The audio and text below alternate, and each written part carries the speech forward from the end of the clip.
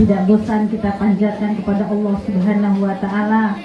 Takjub kita dengan kebesarannya, dengan kemudahannya, dengan kemurahannya, sehingga kita sebanyak ini dari berbagai daerah dengan berbagai kesibukan bisa berkumpul di tempat yang satu ini, dan kita untuk bersama-sama bersilaturahmi, menyambung kasih sayang, menyambung nasihat, menyambung apalagi silaturahmi, sehingga kita merasakan kebahagiaan yang luar biasa karena kemurahannya Allah Subhanahu wa Ta'ala. Maka pantaslah pada saat ini kita akan menjadi orang yang sangat bersyukur. Dan juga selawat beriring salam kepada manusia yang sempurna, yang kita cintai, yang kita rindukan, yang kita tunggu-tunggu syafaatnya di akhir nanti, yaitu dialah Nabi Muhammad SAW. Dan izinkanlah pada kali pertama ini saya mengucapkan rasa hormat saya kepada kakak-kakak saya sesepuh. Dan yang pertama yang saya sebutkan adalah Pak Isril, ya. Mohon maaf, Pak Isril sangat saya hormati karena apa? Di dalam sebuah hadis disebutkan, hormatilah yang lebih banyak putih rambutnya dan panjang janggutnya. Jadi itu Pak Isril, kemudian Pak Ion, itu kemudian siapa lagi yang mungkin dan Wan Iman malah bagian terakhir aja ya, karena beliau belum putih rambutnya.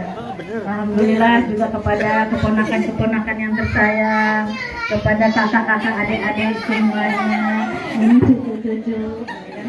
Ini lah coba, ada sabotase ini, udah nggak dikasih amplop.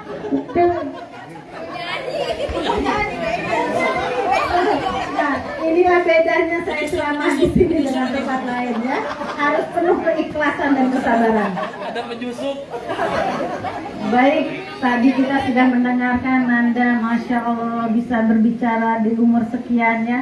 Mungkin kalau dulu Tetin seumur Nanda masih ngadarek-dek, ya, apa bahasa Inggrisnya, ya. Itu bisa bicara di hadapan semuanya dengan tertata rapi. Insya Allah next beliau akan menjadi seorang ustazah. Amin. Juga tadi kita sudah mendengarkan bahwa ya tadi semuanya sudah kita dengarkan bersama. Beliau meminta doa untuk kita semua. Dan pada kali ini Tetin kesini membawakan sebuah ayat yang sangat menakjubkan, ya. Ayat yang sangat menakjubkan. Allah itu kalau sudah mengatakan ayat, itu berarti ada sesuatu yang penting di dalamnya. Ya, ayat-ayat Al-Quran itu pasti ada sesuatu yang penting. Di dalam sebuah ayat pernikahan yang lebih menakjubkan lagi, Allah menyebut ayat di dua kata.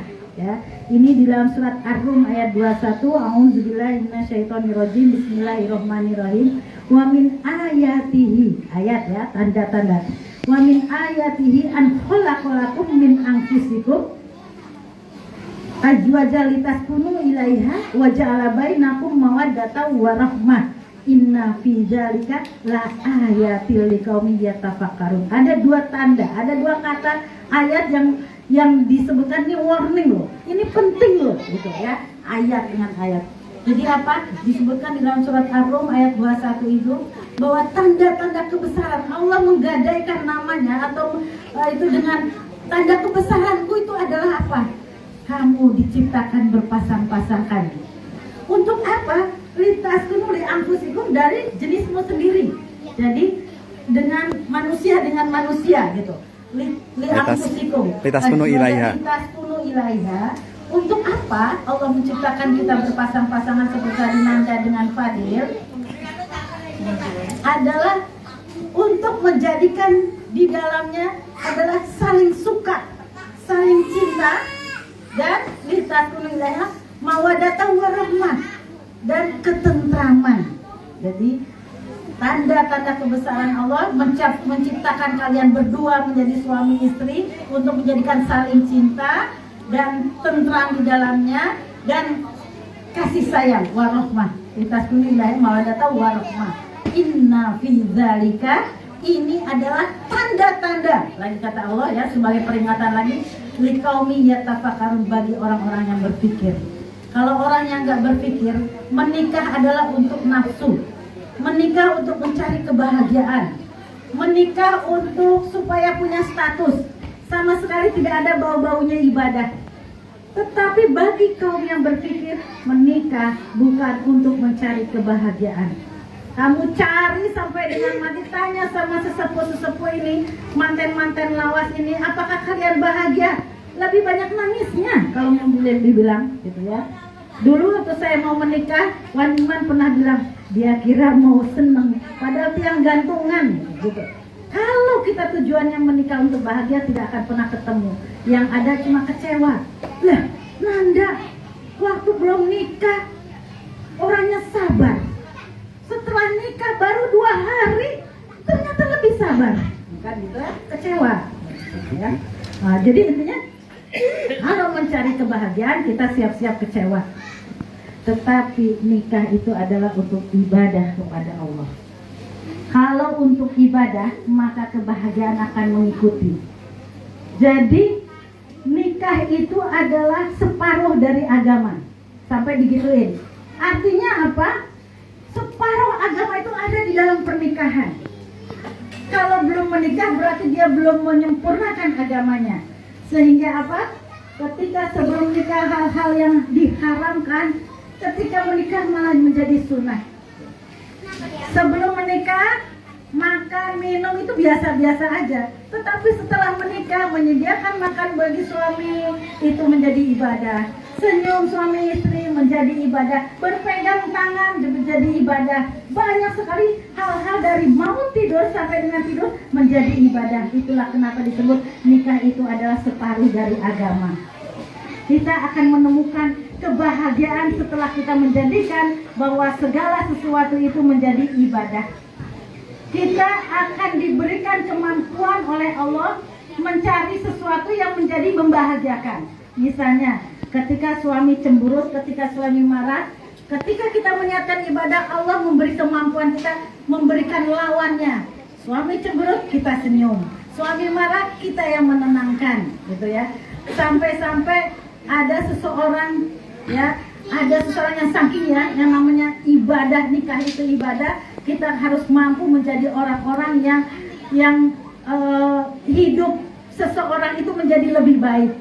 Ada seseorang yang berjualan, ketika ada yang beli, Pak, Ibu ini beli selendang saya, misalnya gitu. Tapi ini kualitasnya kurang baik, maka harga saya turunkan. Atau orang itu pokoknya selalu berjujur dia berjualan gitu. Sampai yang beli itu heran, loh kamu kan yang dulu jualan buah sering bohong, katanya buah yang bagus ternyata busuk, kamu selalu bohong, kenapa sekarang kamu jadi berubah menjadi baik gitu, menjadi pedagang yang jujur?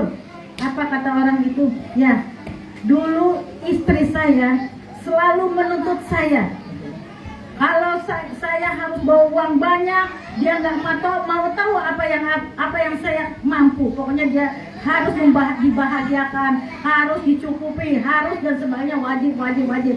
Sehingga saya harus bagaimana caranya korupsi, bagaimana caranya menipu supaya saya bisa membawa apa yang diinginkan oleh istri saya.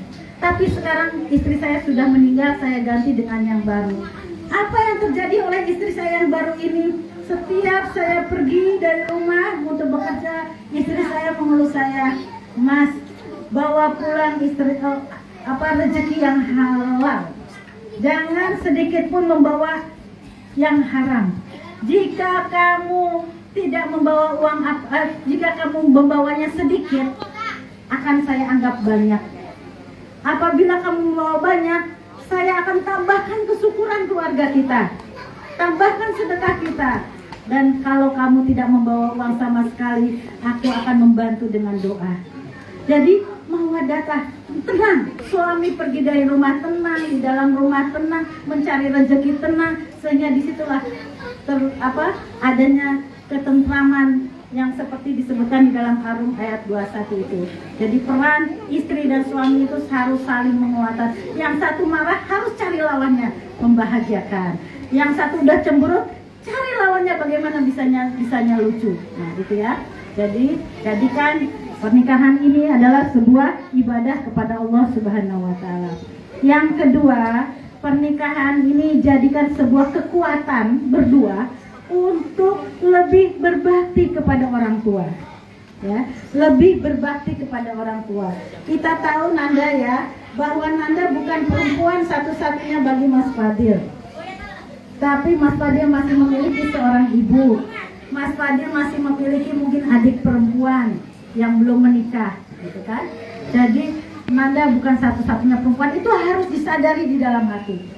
Karena apa? Kalau Mas Fadil tidak adil terhadap perempuan-perempuan ini, ya, maka Nanda pun akan dituntut oleh Allah. Bagaimana cara kamu mensupport suamimu, gitu, supaya bisa berbakti kepada orang tuanya. Nah, terus kemudian apabila Mas Fadil itu berbakti terhadap orang tuanya, maka Nanda pun mendapatkan limpahan pahala yang sama dengan apa yang dilakukan oleh Mas Fadil terhadap ibunya. Pada suatu hari datang kucluk-kucluk seorang laki-laki menghadapi Rasulullah. Ya Rasulullah, ya, sesungguhnya ibuku menumpang di rumahku, kata si laki-laki itu. Dia ingin menceritakan bahwa istrinya dengan ibunya itu selalu bertengkar. Jadi dia ngadu pada Rasulullah, ibuku kan menumpang di rumahku. Terus Rasulullah marah. Apa yang dikatakan Rasulullah? Kamu jangan sekali-kali ngomong kayak gitu. Kamu, anak laki-laki, kamu, anak-anakmu, hartamu milik ibumu. Siapa yang numpang kalau begini? Gitu kan? Jadi Nanda kalau pengen bisa mendapatkan surga dari baktinya Mas Fadil terhadap orang tuanya, jangan salah, karena kita niatnya adalah mendapatkan surga. Mas Fadil juga harus bersyukur betul-betul kepada Allah. Karena apa? Dari sekian banyaknya laki-laki di dunia ini, Mas Fadil dipilih oleh Allah untuk menjadi suami daripada Nanda. Itu betul-betul Allah yang milih. Kenapa Mas Fadil? Padahal ada Bejo, ada siapa lagi? Yanto. Ya, banyak, ribuan, ratusan. Siapa coba yang nggak mau sama Nanda gitu? Tapi Allah yang telah memilihkan, maka Mas Fadil betul-betul harus bagaimana mengemban amanat Allah tadi. Pernikahan ini adalah sebuah pergeseran dari tanggung jawab seorang bapak terhadap Nanda menjadi terhadap Mas Fadil. Nanda itu sejak kecil dididik dengan baik, disekolahkan, disayangi, dipelihara luar biasa dengan keringat dan air mata, dengan bertaruh nyawa. Bukan tiba-tiba gede dan cantik seperti ini, tetapi betul-betul ada air mata dan darah untuk membesarkan ini, gitu. Sehingga apa? Mas sekarang sudah bergeser kepada Mas Fadil, lakukan seperti orang tua yang melakukan. Dulu ibunya atau ayahnya ada nyamuk satu aja yang menggigit Nanda, itu nyamuk dikejar, gitu. Jadi jangan sampai sekali-kali menyakiti anggota badan Nanda itu, gitu, karena akan juga menyakiti orang tuanya. Sekarang menjadi tanggung jawab Mas Fadil. Apakah Nanda akan masuk surga atau masuk neraka? Akan dididik seperti apapun, itu adalah hak dari Mas Fadil. Akan dikasih apapun adalah hak dari Mas Fadil. Akan dibentuk seperti apapun, hak Mas Fadil yang akan dipertanggungjawabkan dengan Allah. Tapi ada satu hal Mas Fadil, walaupun sekarang sudah di tangan kekuasaan Mas Fadil, ada seorang ayah yang kelak akan menuntut Mas Fadil di yaumil akhirat apabila tidak dididik dengan baik, gitu. Papa Uwah bisa menuntut Mas Fadil di akhirat. Kenapa anakku disakiti? Kenapa anakku tidak diberi makan? Kenapa anakku di apa? Ya, dan sebagainya, itu akan dituntut. Terutama kenapa anakku tidak diberi kesempatan berbakti kepada orang tuanya. Nah, walaupun sekarang di tangan mantan Mas Adi bilang boleh, kamu menengok orang tuamu atau tidak, kamu harus izin aku. Kalau tidak aku izinkan, maka berdosa. Betul. Nanda harus pergi dengan izin dari suami. Tetapi tadi Nanda bisa masuk surga karena patuh terhadap suami, tapi Mas Fadil bisa dituntut di akhirat karena tidak memberi kesempatan Nanda berbakti kepada orang tuanya. Nanda memberi kepada orang tuanya, Nanda memelihara orang tuanya yang semakin lama semakin kuat. Karena sesungguhnya berbakti kepada orang tua itu kullu muslimin dan muslimat, baik laki-laki maupun perempuan. Ya, orang tua itu tingkatnya setingkat di bawah daripada Allah. Semua ayat-ayat yang menunjukkan bahwa kita harus beribadah kepada Allah, setelah itu apa? Birrul walidain. Cari di mana aja. Setelah waqadha rabbuka alla ta'budu illa iyyahu, ya. Aku wajibkan kamu berbakti menyembah kepada Allah, wabil walidaini ihsanan, dan berbuat baik kepada orang tua. Bukan jihad fisabilillah, bukan sedekah, bukan haji, bukan, tapi yang kedua adalah berbakti kepada orang tuanya, baik itu perempuan dan laki-laki. Ada seseorang, ya Rasul, amal apa yang paling baik aku lakukan? Kata Rasulullah, as-sholatu ala waktiha, sholat tepat pada waktunya. Artinya penghambaan kita kepada Allah. Qultu suma'ayu, kemudian apa lagi ya Rasul? Lagi-lagi birrul walidain, berbuat baik kepada orang tua. Qultu suma'ayu, kemudian apa lagi ya Rasul? Rasulullah mengatakan jihad fisabilillah. Jihad fisabilillah yang kita bertaruh nyawa di dalamnya, yang mengorbankan harta dan jiwa, jauh di bawah pahalanya dari berbakti kepada orang tua. Maka disitulah letak kebijakan Mas Fadil. Bagaimana Nanda kamu dahulukan orang tuaku, aku rela, aku ikhlas kamu tinggal. Itu suami. Pahala yang diberikan Nanda sebagai baktinya kepada orang tua juga akan didapatkan oleh Mas Fadil dari pahala baktinya seorang istri terhadap orang tuanya. Di situ ya. Jadi kenapa Nanda harus izin dari suami? Karena suami diberi kemampuan untuk berbuat bijaksana, diberi tanggung jawab yang lebih dari Allah Subhanahu wa Ta'ala untuk lebih mendidik keluarganya atau menjadi imam, pemimpin bagi keluarganya. Itu sebenarnya rahasianya. Bukan berarti kamu seorang istri harus nurut sama aku bilang kamu gak boleh ke rumah orang tuamu walaupun orang tuamu sakit. Betul, Nanda kalau nurut itu berpahala, tetapi seorang suami nanti kelak dituntut di akhirat. Itu yang lebih mengerikan. Lebih mengerikan dituntut di akhirat dibanding di dunia. Dan yang ketiga, jadikan rumah tangga ini sebagai pabrik anak-anak soleh. Bersepakat kita berdua bahwa sejak hari pertama kita akan memproduksi anak-anak yang soleh. Gitu. Ya. Artinya apa? Semua kelakuan buruk itu dihilangkan supaya anak kita menjadi terdidik sejak kita produksi sampai nanti besar nanti. Dididik anak itu menjadi anak yang soleh. Kalau kita tidak mampu mendidik menjadi anak-anak yang soleh, demi Allah nanti di hari tua kita hanya bisa menangis air mata kenapa anak kita tidak menjadi soleh. Ya. Dan yang keempat, jadikan rumah tangga sebagai majelis ilmu. Ya, jangan bosan mencari ilmu agama terus. Kalau saat ini Nanda nanti melahirkan, menyusui, nggak sempat kemana-mana, suami yang ikut majelis taklim pulang dari majelis taklim ceritakan kepada istri, ini tadi loh materinya ini. Nanda juga karena suami kerja, Nanda bisa sempat mendengarkan ceramah di YouTube di mana sampaikan kepada suami ini. Suami punya niat dalam hati menjadikan sekeluarga masuk surga. Ya, bukan kita sendiri tapi sekeluarga. Sehingga apa? Jangan meninggalkan anak dalam sehari kecuali sudah kita ajarkan satu ayat dari Al-Quran, satu ayat dari hadis, satu lembar dari bacaan buku yang kita baca. Jadi selalu kita mencari ilmu atau menjadi majelis ilmu di dalam rumah tangga. Kalau seorang ibu di dalam sebuah hadis dikatakan al-ummu madrasatul ula, bahwa ibu adalah guru pertama bagi anak-anaknya, maka ayah adalah kepala sekolahnya. Demikian, mudah-mudahan ada manfaatnya. Assalamualaikum warahmatullahi wabarakatuh. Waalaikumsalam warahmatullahi wabarakatuh. Alhamdulillah.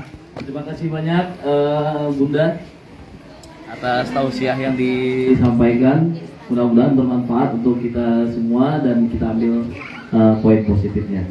Alhamdulillah. Oke, baik. Untuk selanjutnya kami persilakan kepada para tamu undangan, adik-adik dan om-om, mas-mas, mbak-mbak.